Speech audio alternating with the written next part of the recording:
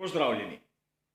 Zopet je na vrsti naš običajni komentar novic, kjer si bomo skupaj ogledali, kaj se je zanimivega zgodilo v svetu Formule 1, seveda v preteklih dneh.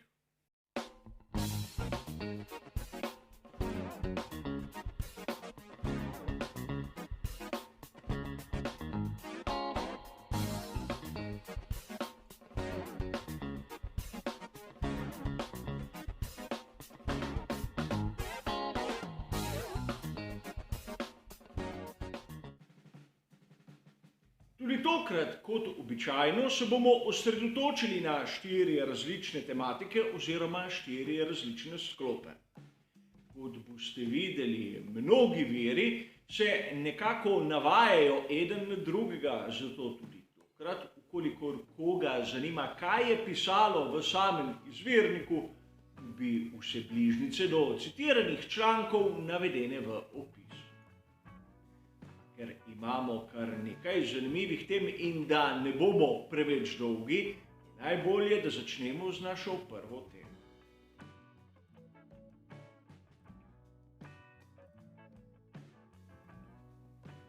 Tudi na veliki nagradi Madžarske smo lahko opazili, da je prihajalo do incidentov med samo publiko. O tem piše članek na italijanski verziji portala motosport.com iz dne 5. avgusta, ampak tudi na spletni strani revije Autosprint smo lahko 9. avgusta zasledili vsebino, seveda, ki je na las podobna precitiranemu članku. A zakaj je pravzaprav šlo?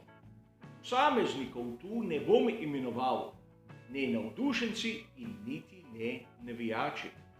Ampak videli smo lahko tudi na posnetkih, da so nekateri oblečeni v barve Red Bulla oziroma Maxa Verstappena, zažigali navijaški material njihovih, imenujmo jih, nasprotnikov, v tem primeru Mercedesa in Lewisa Hamiltona, in se ob tem vedli izjemno nekulturno ter sovražno.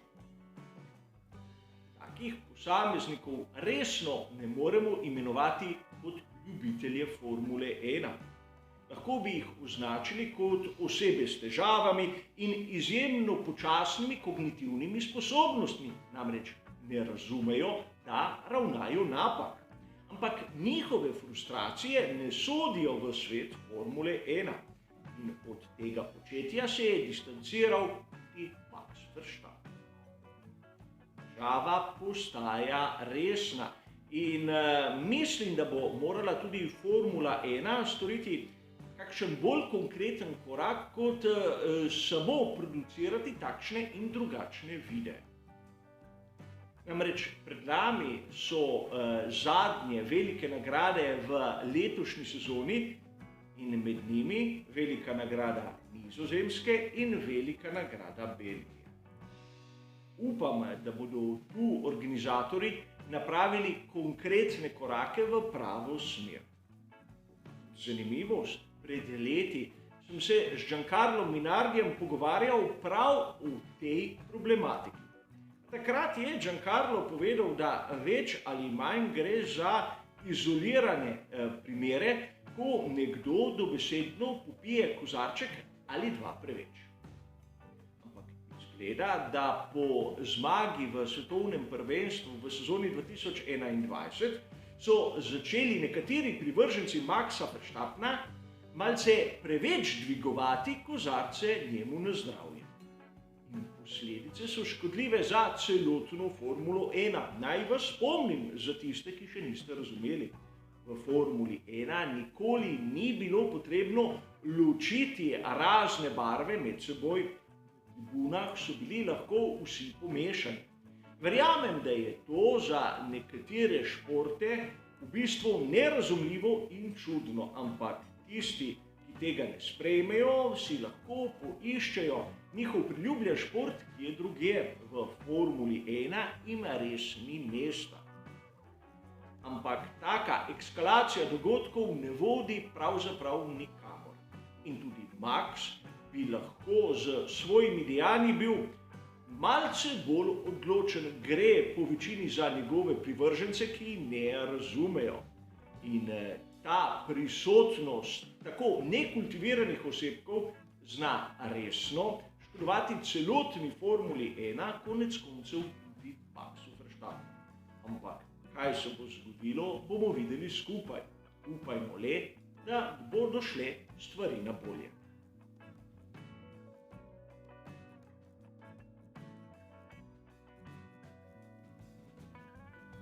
Zanimivo je, da so mnogi avtorji Lewisa Hamiltona nekako že pošiljali v pokoj. Ampak 8. avgusta smo lahko na spletni strani Race Fans prebrali, da njegova prioriteta je neka druga. Namreč, preden se bo poslovil od Formule 1, si želi vsaj še osvojiti 8. naslov svetovnega prvaka. In po eni strani je to razumljivo, čeprav smo drugačne zgodbe poslušali kar nekaj mesecev. Ampak, naprimer, tudi na spletnem portalu GP Fans smo prav tako 8. avgusta lahko prebirali, kako potrt je bil po finalu sezone 2021 v Abu Dhabiju. Ampak to mu je verjetno dalo novo motivacijo in novega zagona. Spomnimo se, kaj se je zgodilo po sezoni 2007 ter seveda 2016. Porazi po navadi Lewisa Hamiltona naredijo še močnejšega in bolj odločenega. Čeprav smo zopet lahko brali, da Lewis Hamilton ne bo vztrajal v Formuli 1 do, recimo temu, izgorelosti. In tu se seveda strinjam z njim.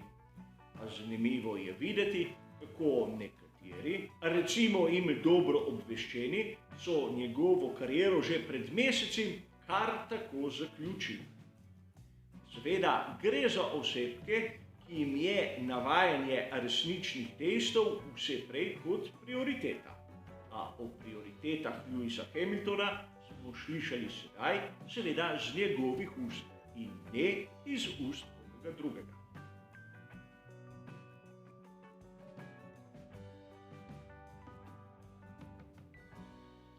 Dogajanje okrog kariere Oskarja Piastrija polni stolpce v raznih virih, ki pišejo o Formuli 1.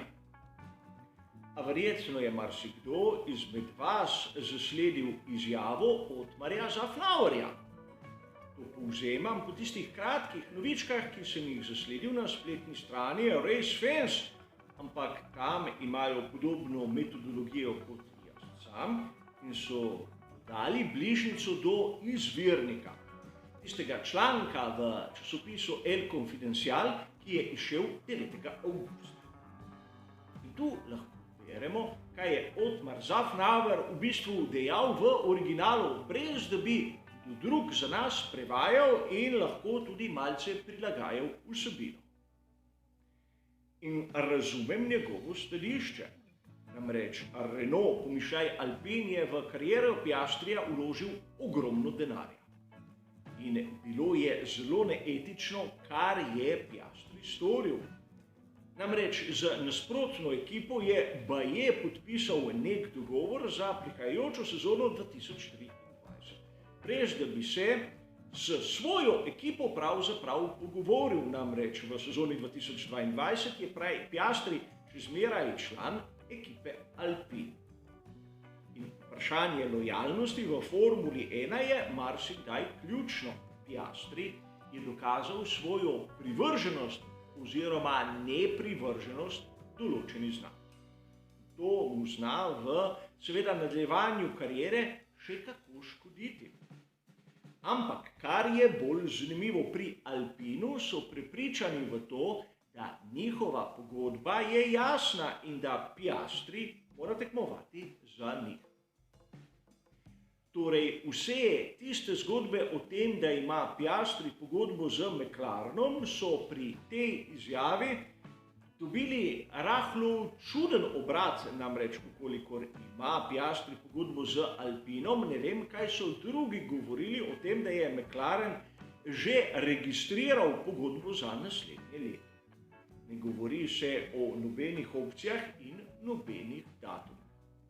Ampak Zafnauer je odločen.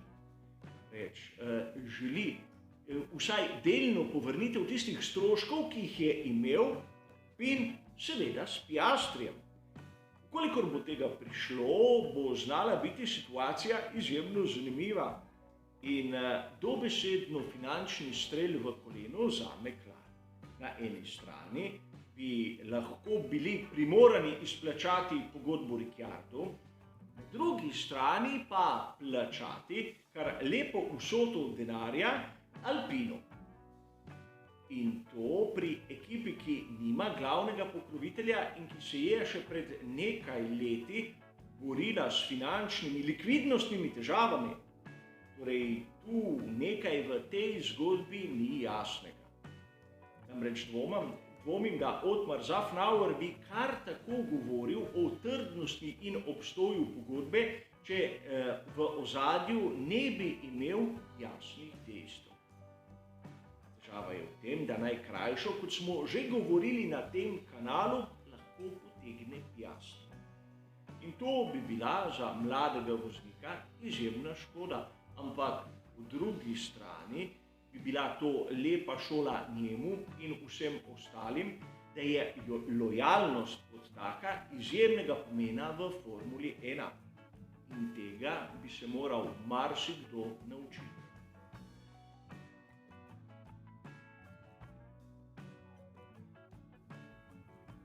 Za konec bomo pa še podali kratki komentar na izjavo Tota Wolffa.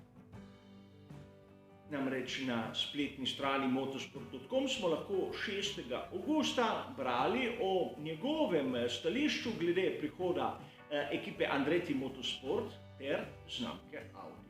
Podoben članek je bil zapisan na spletni strani GP Fans 9. avgusta. Kot vam je jasno, Toto Wolff ni bil navdušen nad prihodom Andretti Motorsport v svet Formule 1 kot 11. ekipe. A po drugi strani je izjavil, da prihod Audija v svet Formule 1 bi prinesla kar nekaj pozitivnih učinkov. In sedaj se lahko mi, navdušenci, začnemo spraševati, zakaj Andretti ne kot 11. ekipa, Audi pa dobrodošel, še posebej zato, ker bo kupil eno izmed 10 obstoječih ekip, vsaj take so govorice. A ni bolje imeti 11 ekip kot 10? Toto Wolff ima svoj prav predvsem iz nekega določenega stališča.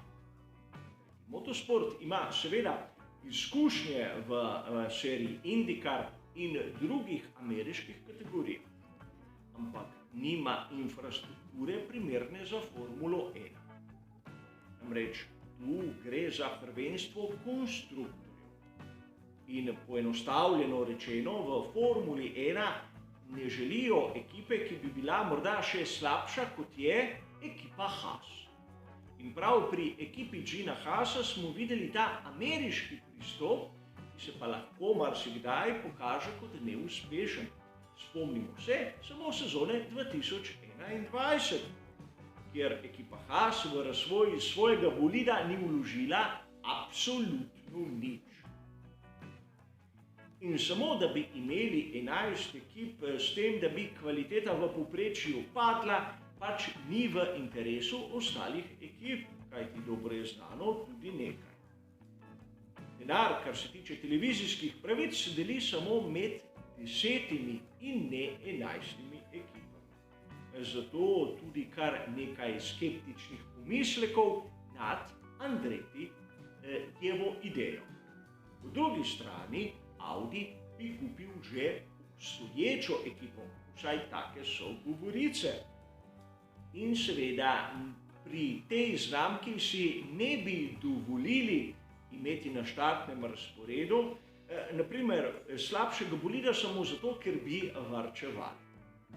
Namreč gre tudi za komercialni vidik in zaradi tega Toto Wolff meni, da prihod Audija bi znal imeti pozitivne učinke, ker bi, naprimer, slabši ekipi nekako dovolil velik korak naprej z znanjem, infrastrukturo in finančnimi sredstvi. In zato moramo razumeti takšno razliko v mnenju do določenih struktur. Namreč prihod velikih proizvajalcev je zmeraj zaželen. Po drugi strani neka improvizacija, posebej v tem trenutku, je pa vse prej kot dobrodošla. Popularnost Formule 1 raste, zato razni poizkusi, kjer bi se samo nekako pritegovalo pozornost, niso zaželeni. Treba je biti konkurenčen in družina Andretti s svojimi načrti pač ni prepričala ostalih ekip v to. A videli bomo seveda v prihodnosti, kako se bodo zadeve razvile. Danes za 32. komentar novic v tem letu je vse. Hvala za vašo pozornost ter seveda